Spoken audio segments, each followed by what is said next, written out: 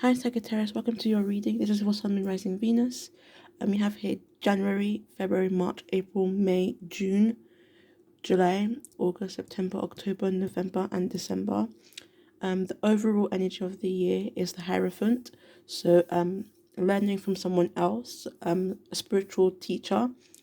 I guess I see this also as an ascension, meditating, reaching new lengths of spiritual awareness and self awareness, understanding yourself and how you react to the stimulus or stimuli that you take in.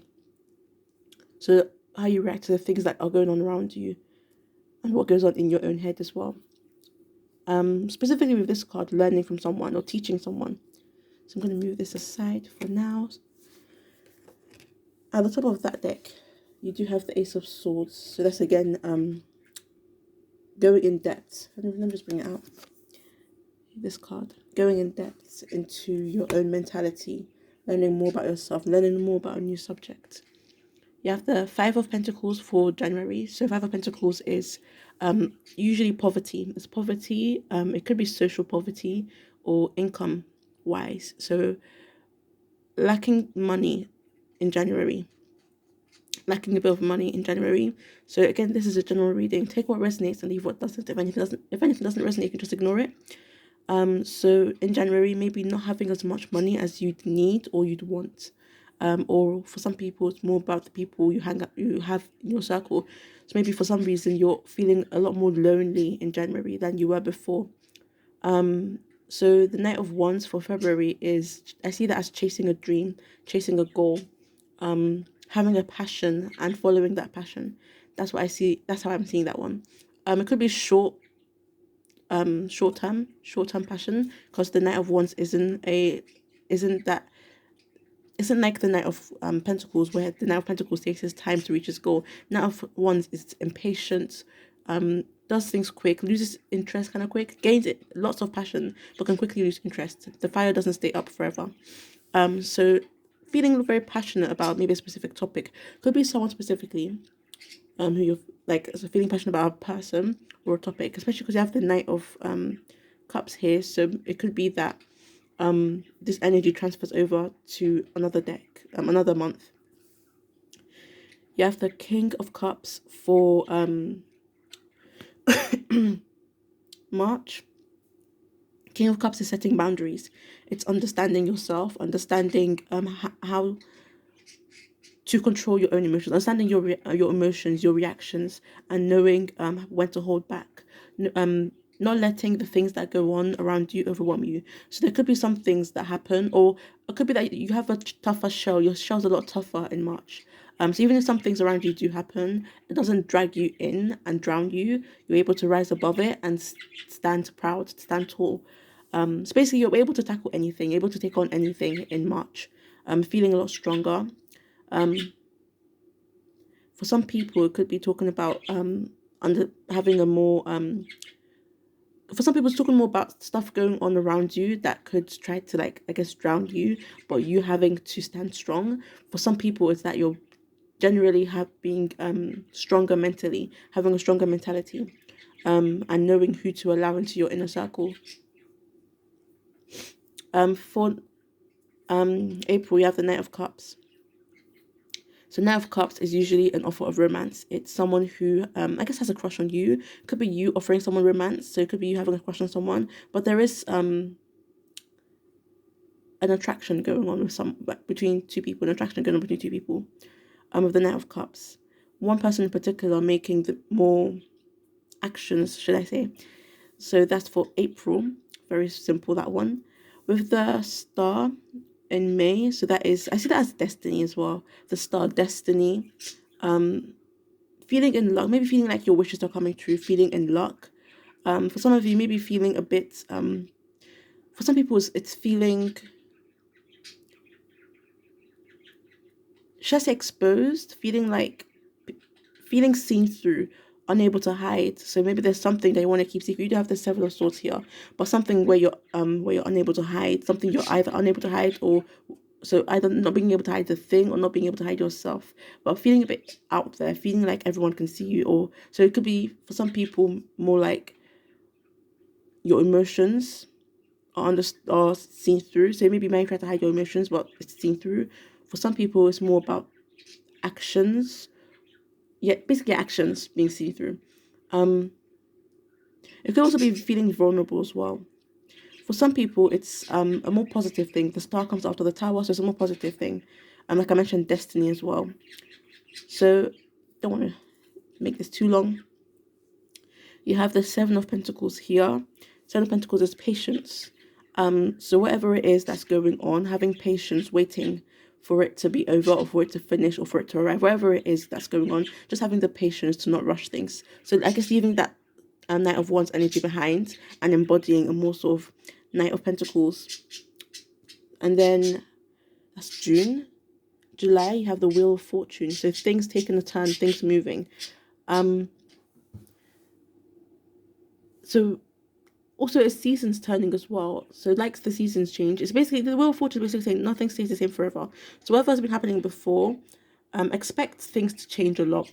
Expect kind of like, I guess you could say with an earthquake where the earth randomly rises and falls. I don't know, I've never experienced an earthquake, so I don't know. Then I'm trying to think of a better example. It's basically like throwing a dice and trying to guess where it's gonna land.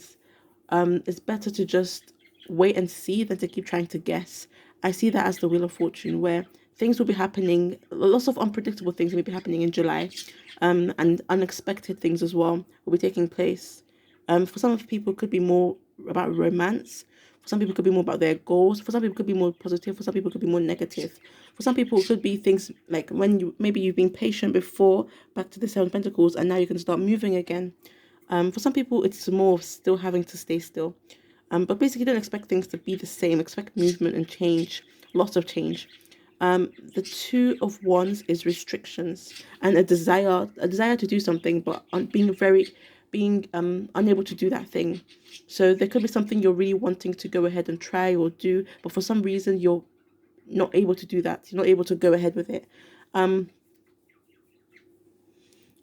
It could be because of your responsibilities, because of your own duties, because of your own other, maybe something else is going, maybe busy, being too busy, whatever the reason, being unable to do something that you're really wanting to do. But I do also see this as for some people, maybe, what's I going to say? What's that word? I forgot what that word is. Not admiration, but seeing what other people are up to and wanting to do that or try that or join them, that sort of thing as well. You have the Seven of Swords here for September. So Seven of Swords is it's dishonesty, it's words that hurt, it's again, it's like the opposite of the star in a way, where the star is being exposed and not having anything to hide. The star could also be about being bold. Maybe you're feeling very bold that month to do something. Maybe it's in relation to this Knight of Cups, being bold to make a move, or feeling very connected with someone. So either of those thingies. So Seven of Swords is more secrets, hiding something. Not sure what reason behind the dishonesty is, but overall there's an energy of not being truthful, not being 100% honest, and saying things that could hurt others, maybe in the long run, or maybe like doing something to someone before and not being able to step back and, should I say, apologize. And it could be you doing this, it could be someone else doing it to you, but that's the overall energy of that month. Then you have the Eight of Wands. So Eight of Wands is, again, movement, it's forward movement, it's short-term journeys. I say short-term journeys, it could be long-term journeys, but in this case I'm going to say short-term journeys. Also, it's having a vision, having a goal, being able to see where you want to be later on. So seeing that, so that, like running a race and then seeing that goal coming coming closer and getting closer and closer and closer, basically that. Also, it could be a descent, because usually mountains are quite high and this one's like kind of traveling low, so it could be a change in position. So from where you were before, there's a sudden, a quick movement, so sudden shift where you will be in this month. So changing very quickly from one position to another position. Could be a literal position, or could be something else like a job position, or I don't know, skills, where you were in a certain skill from one place to another place. But there is movement with this card. There's also been news and messages, maybe receiving a message from someone you've been wanting to receive a message from, and it's under the Knight of Cups, so maybe it's really in relation to that. You have here Nine of Pentacles for November, so that is luxury, treating yourself, taking care of yourself, enjoying the luxury stuff, maybe buying yourself some jewelry, maybe a watch, getting your hair done, buying those clothes. Could be someone else doing that for you, giving you a gift for some reason. Could be a celebration, and that could be the reason for the gifts.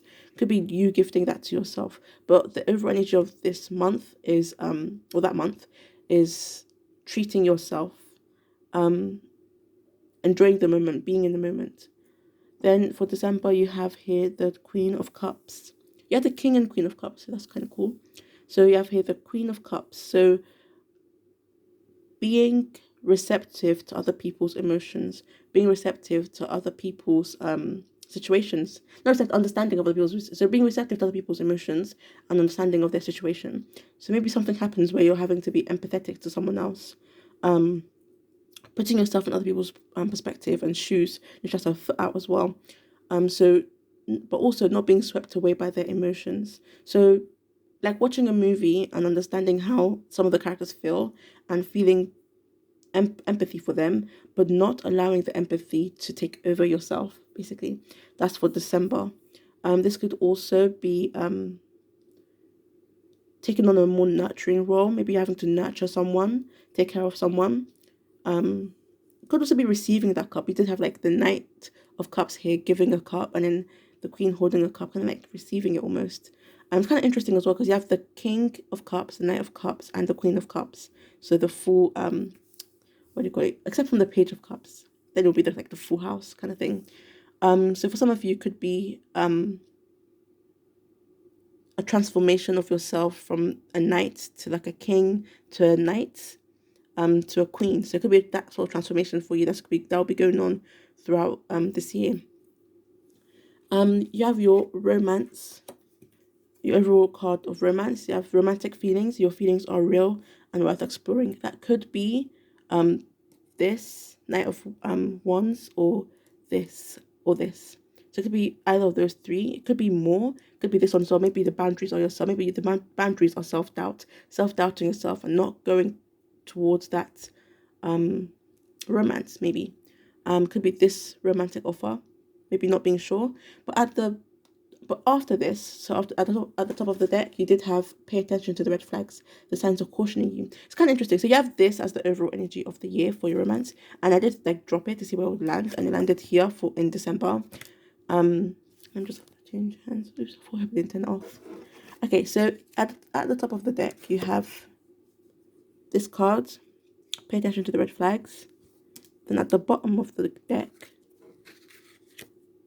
you have trust. So it's kind of interesting because you have two very opposing. Let me just pick that up. You have two what's that word? Two opposing cards. Pay attention to the red flags and trust. So it's like, which one do you do? Should you trust or pay attention to the red flags? So how I'm interpreting this is the red flags are basically maybe just things that you have to be careful of, to pay attention to, keep in mind, so to avoid. So for example, let's say in relationships, one or both of you have certain habits of, for example, have a habit of sweeping things under the rug. So being careful about that, so to keep in mind to discuss things more. Maybe you have a habit of calling each other out during arguments. So maybe the red flags are cautioning you to keep that in mind, so to, I guess, change that, to avoid that habit. And trust is telling you to, again, trust your emotions, trust what you're feeling. Your feelings are real and worth exploring. So that is your reading. Hopefully this resonated, and if you'd like to, you can like, share, comment, or subscribe.